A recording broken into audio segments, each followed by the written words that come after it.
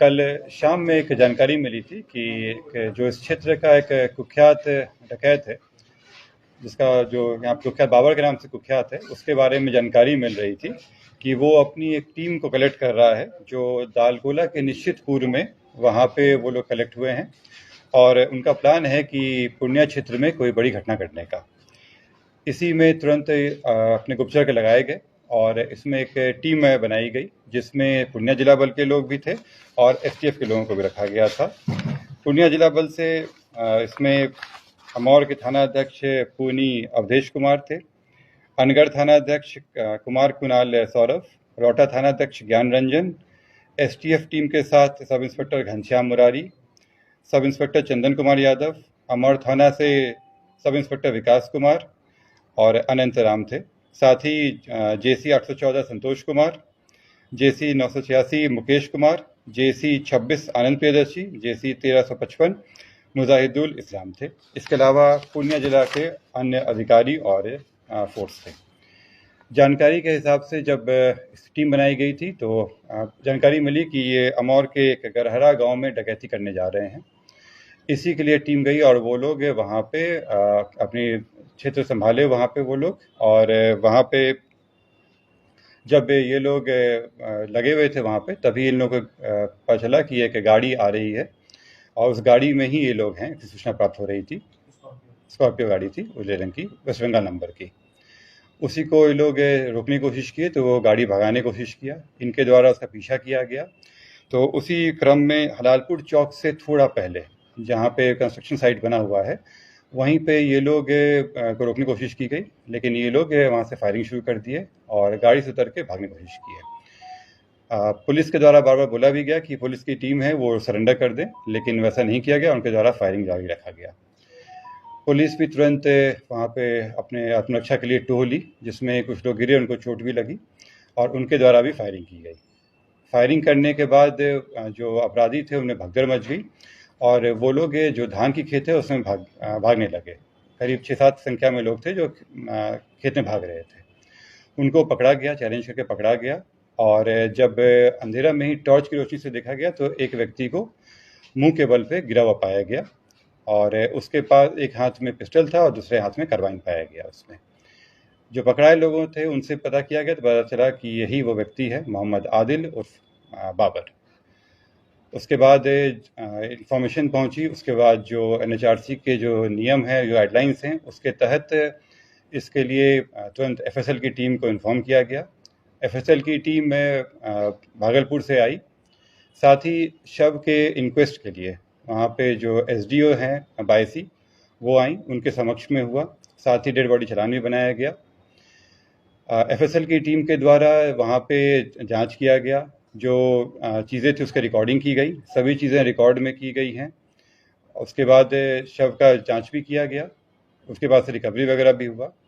मैं बता दे रहा हूँ, कितना पुलिस में मामला दर्ज था सर? मैं बता रहा हूँ, सब डिटेल्स आ रहा हूँ।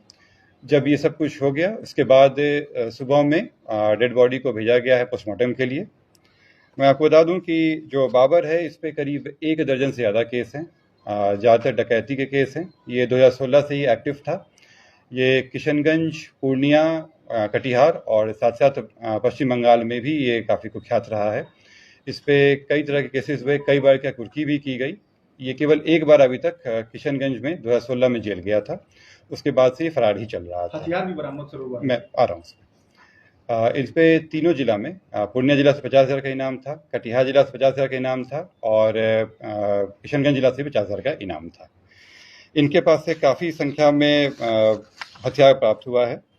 जो बाबर है जिसकी मृत्यु हुई है उसके एक हाथ से देसी पिस्तौल था जिसमें 4 गोली लगी हुई थी, दूसरे हाथ में कार्बाइन था जिसके मैगजीन में 5 जिंदा गोली थी और पर्स में 7 जिंदा गोली पाया गया है उसके पास से।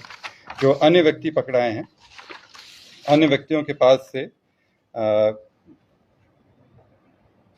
जो एक पहला व्यक्ति है दिलदार, इसके पास से एक लोडेड देसी कट्टा और एक 8 mm की गोली पाई गई है। नुरशीद आलम, ये बायसी के रहने वाले हैं, इनके पास से एक लोडेड देसी पिस्टल जिसको अनलोड करने पे 1 जिंदा कारतूस पाया गया है। इनके पास से एक मैगजीन भी पाया गया है जिसमें 3 जिंदा कारतूस था। सहीनुर उर्फ सैनुल, इनके पास से एक देसी पिस्तौल जिसमें एक गोली लगा हुआ था। साथ में इनके पास एक मैगजीन था जिसमें 4 जिंदा कारतूस पाया गया है। मोहम्मद असलम के पास से एक देसी कट्टा पाया गया है। साइन बाबू के पास से एक लोडेड देसी कट्टा जिसे अनलोड करने पर 8 mm का एक जिंदा गोली बरामद हुआ है। साथ ही जो स्कॉर्पियो था उसकी जांच करने पर उसमें विंडोलिया जिसमें 8 mm का 10 जिंदा गोली पाया गया है। कुल मिलाकर 3 देसी पिस्टल, 3 देसी कट्टा, 1 कार्बाइन, 37 जिंदा कारतूस अलग अलग बोर के, विंडोलिया, 4 मैगजीन, एक उजला रंग का स्कॉर्पियो जिससे वो लोग आए थे।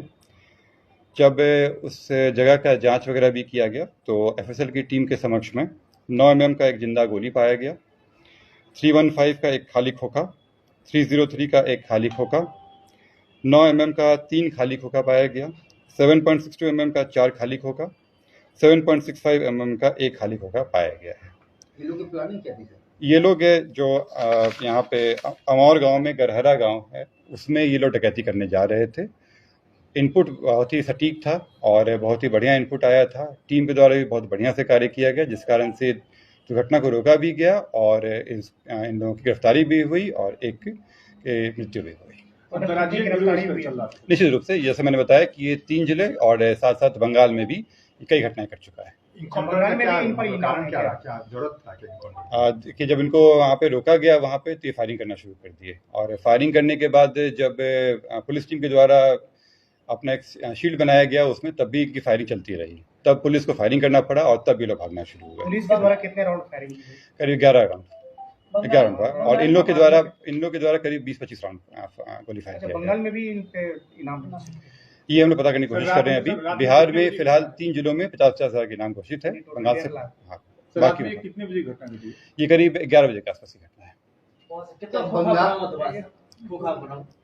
जैसे मैंने बताया आपको कि जो खोखा बरामद हुआ है उसमें एक 9 mm का एक जिंदा गोली है, 315 का एक खाली खोखा है, 303 का एक खाली खोखा है, 9 mm का 3 खाली खोखा है, 7.62 mm का 4 खाली खोखा है और 7.65 mm का एक खाली खोखा है। बंगाल में कितना इनाम रखा जा रहा है? जिसमें बताया अभी आप लोगों को कि इस बारे में जानकारी प्राप्त कर रहे हैं, अभी कंफर्मेशन नहीं है।